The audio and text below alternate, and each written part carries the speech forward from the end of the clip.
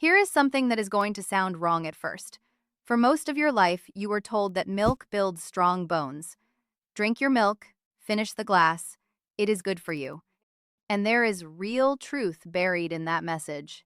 But here is the part almost no one stops to explain. After the age of 60, a tall glass of plain milk may not be doing what you think it is doing for your bones. And in some people, the calcium inside it may be drifting toward a place you really do not want it to settle. Not your bones, your arteries. I want you to sit with that for a second, because I am not telling you milk is poison. I am not telling you to pour it down the sink. I am telling you something more useful. Plain milk all by itself after 60 may be only half of the equation, and the missing half is the part that decides where your calcium actually goes. If you grew up in this country, you remember the posters. You remember the slogans. A glass of milk meant a strong skeleton, and that was the whole story, so you kept drinking it. You poured it on your cereal. You drank it before bed because someone told you it helped you sleep. None of that makes you foolish. You did exactly what you were taught. The instinct is good. The information was simply incomplete. And honestly, incomplete information is profitable. A simple message sells more cartons than a complicated one.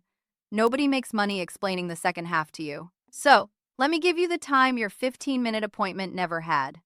Let me state the popular belief plainly, and let me state it with respect, because it is not stupid. The belief goes like this. Bones are made largely of calcium. Milk is rich in calcium. Therefore, drinking milk puts calcium into bones and keeps them strong. Every link in that chain feels obvious, and every link is, on its own, true. Milk does contain calcium. Bones do need calcium. Low calcium intake is associated with thinner, more fragile bones over time. So far, nothing is wrong. Here is why the belief became so powerful. It is simple, it is mostly correct, and it was repeated for decades by people who meant well. The science underneath it is real. The campaigns were built on something true. That is exactly what makes a half-truth so sticky. You cannot dismiss it, because part of it holds up. The trouble is the part that got left out. So let me show you the missing part, and let me be careful and specific, the way you deserve. Calcium is a passenger. It does not steer. Once calcium enters your bloodstream, it does not automatically know to march into your bones. It goes wherever your body sends it. And the system that directs it, the system that decides bone versus artery, depends on a small set of helper nutrients that plain milk does not give you in any meaningful amount. Two of those helpers matter most for you tonight. One is a mineral called magnesium. The other is a form of vitamin K called vitamin K2, sometimes written as the menaquinones, which is just the scientific family name for it. These two are the dispatchers. Calcium is only the cargo. Here is the evidence, named plainly so you can check it yourself. A 2019 review in the journal Frontiers in Cardiovascular Medicine described two proteins that do the actual sorting. One is called osteocalcin, the medical word for a protein your bone-building cells make to pull calcium into the bone surface. The other is called matrix GLA protein, a protein your blood vessel walls make to keep calcium out of the artery. And here is the hinge of the whole thing. Both of those proteins are useless until they are switched on. The switch is vitamin K2. Without enough of it, the protein that guards your arteries sits there in its inactive form and cannot do its job. Now hold that next to magnesium. Research published in the Journal of the American Osteopathic Association laid out that magnesium is required to activate vitamin D, the vitamin you have been told for years to take for your bones. Read that again slowly. The vitamin D you swallow does almost nothing useful until magnesium turns it on. And vitamin D, once it is active, helps you absorb calcium in the first place. So the chain is not milk to bone. The real chain is magnesium, then active vitamin D, then absorbed calcium, then vitamin K2, pointing that calcium toward the bone and away from the artery wall. Take out magnesium and the chain breaks at the very first link. Take out vitamin K2 and the calcium gets in, but nobody is directing traffic. Let me give you a picture for this. A fresh one. I have not used this with you before, and I want it to stick. Imagine your body is a city, and every night a fleet of delivery trucks rolls in after dark. Those trucks are the calcium. They are carrying material the city genuinely needs. Now picture two dispatchers up in a control tower. One dispatcher is magnesium, the other is vitamin K2. Their entire job is to look at each truck and tell it where to go. The good destination is the warehouse that is your bone, where the material gets stored and used to keep the structure strong. When the dispatchers are awake and working, truck after truck pulls into the warehouse, unloads, and the building gets stronger every night. But now picture the tower with nobody in it. The trucks still arrive, the cargo still rolls in. There is just no one telling them where to go. So they park wherever they end up. And some of them drift onto the narrow side streets of the city, the small, tight passages. Those side streets are your arteries. The trucks pull in, the engines shut off, and over months and years that cargo hardens into a permanent roadblock.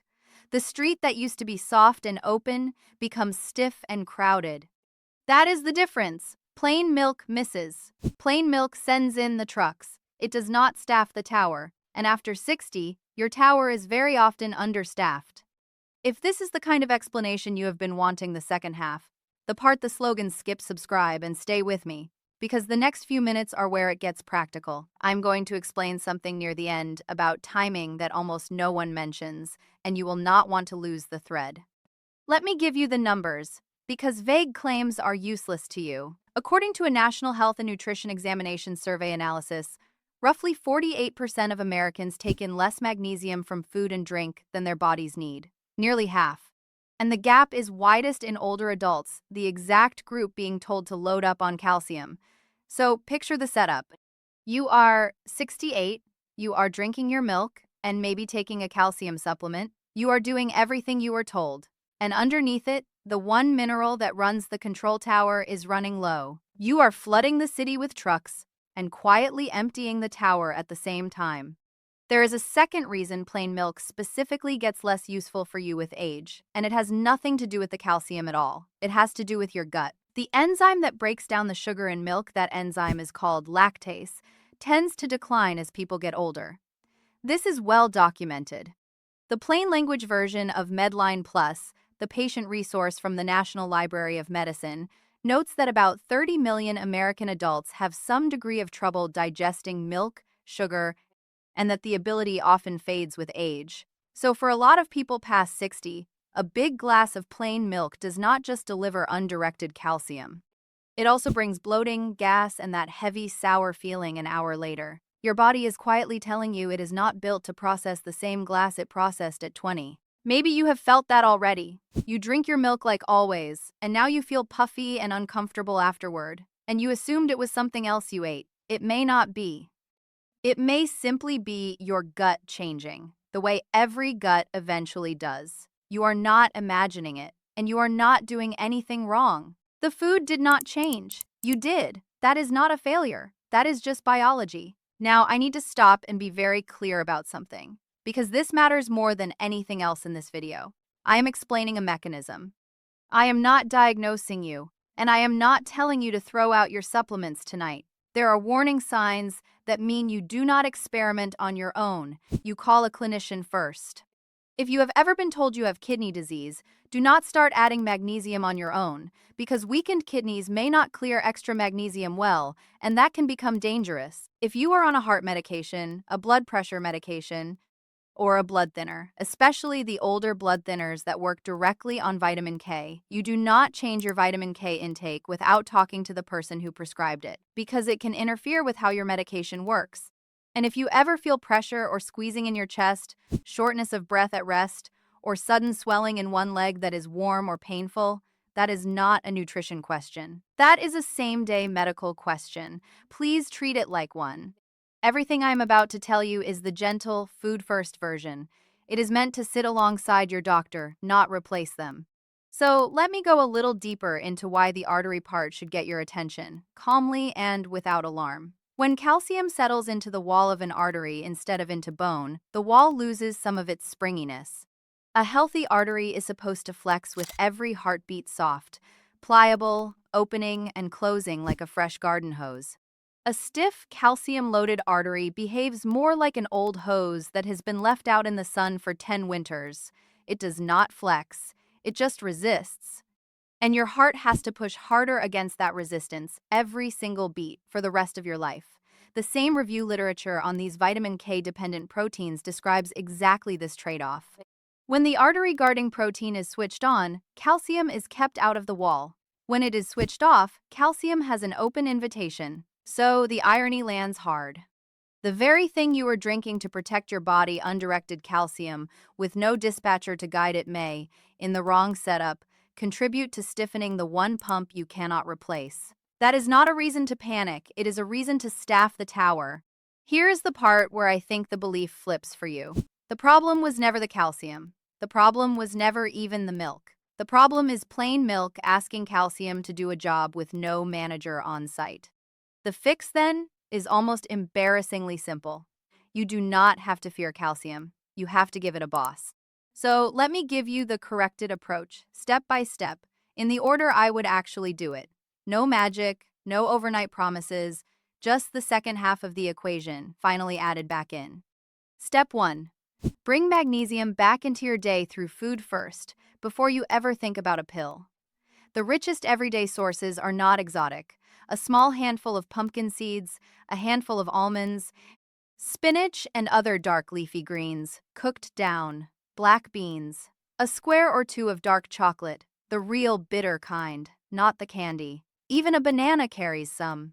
If you do nothing else after this video, add one magnesium-rich food to your plate every single day. 1. That alone starts restaffing the tower. Step 2. Stop drinking your dairy completely plain and completely alone, especially as a giant glass on an empty stomach. This is where the title comes from. You do not have to give up dairy.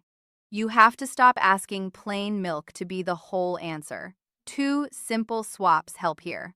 First, lean toward cultured and fermented dairy, plain yogurt, kefir, aged cheese, because the fermenting process tends to lower the milk sugar that bothers your gut. And certain fermented dairy foods naturally carry some vitamin K2, the dispatcher itself. So you are getting cargo and a dispatcher in the same bite. Second, when you do have dairy, pair it with food, not as a standalone flood of calcium your body has to sort out all at once. Step 3. Feed the vitamin K2 side directly. The most concentrated food source is a fermented soybean dish called natto, which most people here will never eat, and that is fine. You can also get meaningful amounts from certain aged cheeses, from egg yolks, and from the dark leafy greens you are already adding for magnesium. Notice the overlap. Leafy greens are pulling double-duty magnesium and the vitamin K family in one place. Nature bundled the dispatchers together. You just have to show up and eat them. Step 4. Keep your vitamin D honest, but remember the order. Vitamin D does not work alone. If you are taking a vitamin D supplement on your doctor's advice, and many older adults genuinely should make sure the magnesium is there too, because, as that osteopathic medicine research spelled out, magnesium is what activates the vitamin D in the first place. A vitamin D pill with an empty magnesium tank is like a key with no hand to turn it. Step 5. Slow the whole thing down. This is the timing piece I promised you. Your body cannot absorb a giant dose of calcium all at once. It handles smaller amounts, spread across the day, far better than one enormous glass. So whatever dairy and calcium you do take, split it. A little at breakfast, a little later. Smaller deliveries more often with the dispatchers on duty, that is how the warehouse actually fills. If you want all of this written out, the food lists, the simple daily tracking sheet, the self-tests, and a clean grocery list you can take to the store. I put the full version into a short companion guide called The Drainage Protocol. It is the same plain language approach, organized so you can follow it in order. The link is in the description if you want it. It is optional. Everything you need to start is already in this video. Let me come back to one honest caution, because I never want to oversell you. The relationship between calcium, the heart, and bone is still an area of active research, and not every study agrees on every detail. What the literature does broadly support is this. Calcium works best with its partners. Magnesium and vitamin K2 help direct calcium where it belongs, and a large fraction of older adults are running short on magnesium specifically. That is a defensible, careful summary, and it is enough to change what is on your plate tonight without anyone making a single wild promise to you. Now here is the most important section of this entire video, and I want your full attention, because this is the part that keeps an inversion from becoming a mistake. Everything I said tonight does not apply to everyone equally. There are people for whom the standard advice is exactly right, and changing it would be harmful. So let me draw the lines clearly. If your doctor has diagnosed you with osteoporosis, thinning, fragile bones, and put you on a specific calcium and vitamin D plan, you do not abandon that plan because of a video. You bring this video to your next appointment and you ask about magnesium and vitamin K2 as additions, not replacements. Your prescribed plan stays. If you have kidney disease, the magnesium advice is not for you to start on your own. I said it earlier and I will say it again because it matters that much. Damaged kidneys may not clear extra magnesium, and too much can affect your heart rhythm. That is a conversation for your nephrologist, not a grocery list. If you take an older blood thinner that works on vitamin K, you do not go loading up on vitamin K foods, because steady, predictable intake is part of what keeps that medication safe. Sudden changes can swing your numbers. Talk to your prescriber before you touch the K2 side of this. And if you are genuinely underweight, frail, or struggling to eat enough, which happens to a lot of people in their late 70s and 80s, then cutting out a convenient, calorie-rich, protein-rich food like dairy can do more harm than good. For you, the answer is not less dairy. It is dairy plus the dispatchers and a real conversation with someone who knows your whole picture. Do you see what I am doing? I am not handing you a rule to follow blindly. I am handing you a mechanism to understand, and then trusting you to apply it to your own body, with your own doctor, in your own situation. That is the difference between being told what to do and being given the time to actually understand. You are an adult. You can hold a little complexity. The slogans never thought so. I do. Let me tie the whole thread back together in plain language so it is impossible to forget. Bones need calcium, true. Milk has calcium, true. But calcium is only cargo, and after 60, your dispatchers are often missing. Magnesium switches on the vitamin D that lets you absorb calcium at all. Vitamin K2 switches on the proteins that guide that calcium into bone and keep it out of your artery walls. Plain milk delivers the cargo and skips both dispatchers. So you add them back through leafy greens, seeds, nuts, fermented dairy, eggs, and you spread your intake across the day instead of flooding it. That is the second half of the glass of milk nobody ever poured for you. So, what do you actually do tonight before you go to bed? Keep it small. Pick one magnesium food and decide it is going on tomorrow's plate. If you usually drink a big glass of plain milk, decide that tomorrow you will swap it for plain yogurt or kefir, or you will at least pair it with food instead of drinking it alone. And write one question on a piece of paper to bring to your next appointment. Just one. Should I be adding magnesium and vitamin K2 to support my bones? And is it safe with my medications? That single question, asked out loud in that room, may do more for you than another carton ever could. Before I close, I want to ask you something. And I am asking because it genuinely shapes what I make next. What is your decade right now? Are you in your 60s, your 70s, your 80s? Drop it in the comments below. After 70, some of these mechanisms shift kidney function. Gut changes. Medication lists all get more individual, and I want to know exactly who is sitting on the other side of this screen, so the next video speaks to the right person. So tell me. I read them. Here is what I want you to walk away holding. You were not wrong to drink your milk. You were simply never given the second half of the instructions. Calcium is cargo. Magnesium and vitamin K2 are the dispatchers. And a glass of plain milk all by itself after 60 is a truck with no one in the tower. You do not have to fear it. You just have to staff the building. Add the mineral, spread it out, keep your doctor in the loop, and give your calcium somewhere right to go. Take care of that one pump you cannot replace. I will see you in the next one.